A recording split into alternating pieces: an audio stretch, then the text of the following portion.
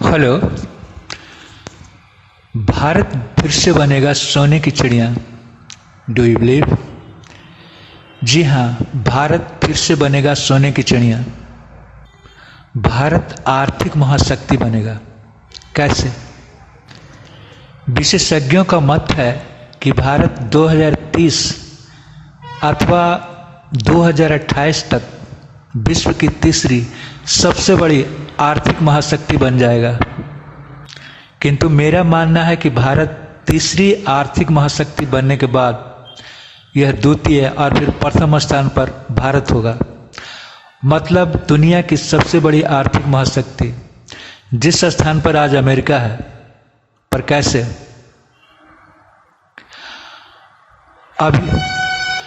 अभी कोरोना काल में भी भारत ने कमाल किया। एक से बढ़कर एक कई मिसाइलों का सफलतापूर्वक टेस्ट किया। भारत ने बहुत ही सस्ता कोरोना का टीका बना लिया, जो सस्ता भी है और अच्छा भी है। पूरे दुनिया भर में इसकी मांग हो रही है। दूसरे देशों के टीके के बारे में खबर मिल रही है, उनके साइड इफेक्ट्स के बारे में, उनके दुष्प्रभाव के बारे में। कुछ मौतों की खबरें भी मिल रही है उन टीकों के, दूसरे देश के टीकों के बारे में। भारत में कोरोना के 2 टीके का निर्माण हो रहा है। आज भारत दुनिया का दवाखाना बन चुका है। पूरे दुनिया की इस पर नजर है। दुनिया भर में इसकी मांग हो रही है। भारतीय टीके का, कोरोना के वैक्सीन का पूरे दुनिया भर से मांग है। अनेकों देश भारतीय टीके लेना चाह रहे हैं। ऐसे में भारत अपने कोरोना के टीके के उत्पादन को काफ़ी बढ़ाकर काफ़ी पैसे कमा सकता है। कोरोना के वैक्सीन बेचकर चीन भी काफ़ी पैसा कमाना चाहता था, पर उसके वैक्सीन को विश्व के देशों ने कोई रुचि नहीं ली। यहाँ तक कि उसका दोस्त पाकिस्तान भी चीनी टीके को लेना नहीं चाहता है। कोरोना के शुरुआत में भी भारत ने कई देशों को दवाइयाँ देकर उनकी सहायता की, और आज भारत के पास 2 वैक्सीन हैं। और आज भारत जो है दुनिया भर का दवाखाना बन चुका है। पूरे दुनिया के कई देश भारतीय वैक्सीन को लेना चाहते हैं। तो भारत को चाहिए कि इसकी काफ़ी उत्पादन करके पूरे दुनिया भर में इसका सप्लाई किया जाए। यह तो हुआ चिकित्सा के क्षेत्र में पैसों का उत्पादन। दूसरी बात, भारत को अंतरिक्ष में उपग्रहों के प्रक्षेपण में महारत हासिल है। दुनिया के कई देश अपने उपग्रहों को भारत से प्रक्षेपित करवाते हैं। अमेरिका जैसे विकसित देश का भी उपग्रह भारत प्रक्षेपित करता है। भारत उपग्रहों को अन्य देशों की तुलना में एक तो काफ़ी सस्ते दर पर प्रक्षेपित करता है, दूसरे इसरो के द्वारा उपग्रहों के प्रक्षेपण में सफलता का रिकॉर्ड बहुत ही शानदार है। चीन भी चाहता है उपग्रहों के प्रक्षेपण से पैसा कमाना, किंतु भारत के सामने वह इस क्षेत्र में भारत से पीछे है। तो प्रक्षेपण से भारत को काफ़ी आय होना तय है। फ्यूचर में, भविष्य में और भी ज़्यादा इसका स्कोप बढ़ते जाएंगे उपग्रहों के प्रक्षेपण में।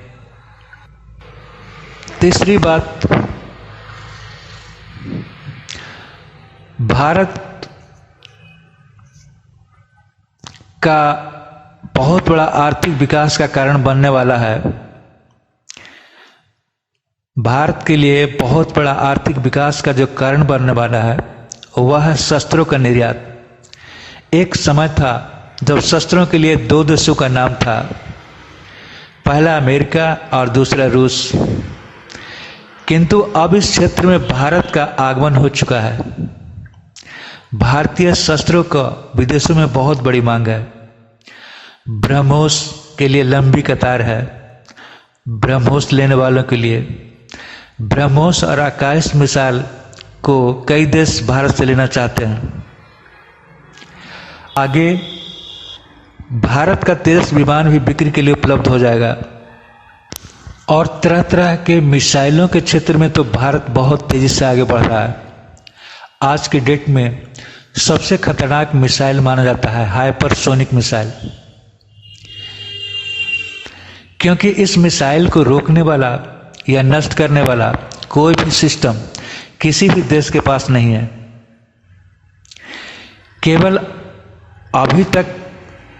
अभी तक रूस ही जो है हाइपरसोनिक मिसाइल बनाने में सफल हुआ है, किंतु हाइपरसोनिक मिसाइल बनाने की तकनीक 4 देशों के पास है, रूस, भारत, अमेरिका और चीन।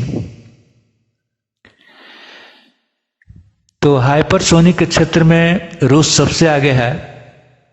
कहा जाता है कि भारत दूसरे स्थान पर, चीन को तीसरे स्थान पर और अमेरिका को इस क्षेत्र में असफलता हाथ लगा है तो उसे चौथे स्थान पर भी कहा जाता है। भारत के पास कई तरह के मिसाइल हैं जिनके निर्यात करके काफी पैसे कमाया जा सकता है। अब तो भारत 5वीं पीढ़ी का लड़ाकू विमान भी बना रहा है। 5वीं पीढ़ी के लड़ाकू विमान केवल अमेरिका और रूस के पास है।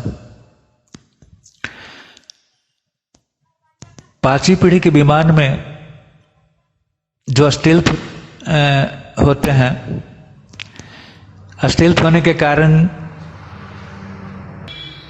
5वीं पीढ़ी के विमान को कोई भी रडार पकड़ नहीं सकता है।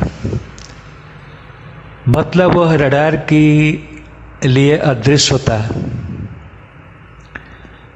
मतलब ऐसे विमान से, स्टेल्थ विमानों से अगर किसी देश में एटम बम गिरा के वापस आ जाए वो विमान, तो उस देश को पता नहीं चलेगा कि किस देश ने एटम बम गिराया, क्योंकि स्टेल्थ होने के कारण 5वीं पीढ़ी के विमान को रडार पकड़ नहीं पाता है, इसलिए रडार के लिए वह अदृश्य होता है। तो भारत जो है 5वीं पीढ़ी का आज विमान बना रहा है और इस क्षेत्र में वह काफी आगे बढ़ रहा है, जिसे आमका के नाम से जाना जाता है। तो शस्त्र उद्योग में बहुत ज्यादा पैसा है और यह तथा अन्य क्षेत्र से में भी भारत को जो है शस्त्र उद्योग और अन्य क्षेत्र जो है भारत को भविष्य में सोने की चिड़िया बना देगा। चौथी बात यह है कि भारत के पास दुर्लभ खनिज है जो भारत को महाशक्ति बनाने में उपयोगी है। जैसे थोरियम का विशाल भंडार है। भारत के पास वनेडियम है जो कि बहुत ही दुर्लभ धातु है, जिसका उपयोग सुपर पावर बनने में इसकी बड़ी अहमियत है।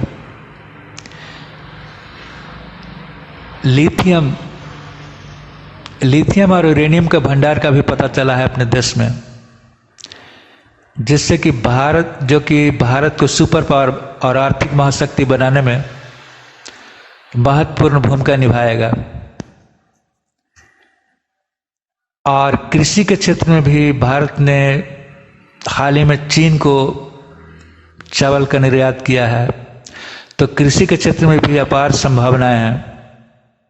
कृषि के क्षेत्र में भारत को उरुग्वे से सीख लेने की जरूरत है। कृषि में पशुधन का होना बहुत जरूरी है। कृषि में पशुधन का होना जरूरी है और रासायनिक उर्वरकों के जगह, मिट्टी को बंजर बनाने वाले रासायनिक उर्वरकों की जगह जैविक उर्वरकों का प्रयोग होना जरूरी है। साथ ही जैविक कीटनाशकों का प्रयोग हो, न कि जहरीले कीटनाशकों का। तो कृषि के क्षेत्र में भी बहुत संभावनाएं हैं। तो भविष्य में भारत आर्थिक महाशक्ति बनेगा, मतलब फिर से भारत सोने की चिड़िया बनेगा। इन्हीं शब्दों के साथ जय हिंद।